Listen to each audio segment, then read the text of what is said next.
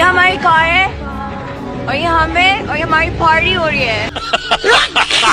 अस्सलाम वालेकुम नाजरीन, आए माया ते आए मेरा माइक है ते आए मेरा कैमरा मैं रिकॉर्डिंग करेंदा पिया ते माए मुड़ कच्ची पक्की खज्जल होंदा पिया। भाई जी आप दे बारे कुछ दसो। भाई जी आए मैं आए मेरी मोटरसाइकिल है ते पंचर हो रही खलोती है, मैं जब नू पिया खला। भाई जी आप दे बारे कुछ दसो।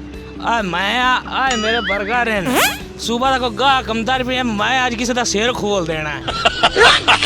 भाई जी आप दे बारे कुछ दसो। भाई जी आए मैं आज साड़ी दुकान है कपड़े दी, आज मेरे वेले बेली आज साड़ी पार्टी होंदी पई है। खान साहब अपने बारे में बताएं। ए मैं हूँ, ये मेरी रीढ़ी है, नमक मेरा गर्म नहीं होंगे।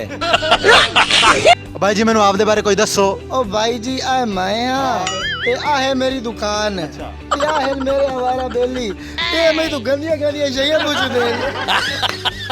बेटा अपने बारे में बताओ।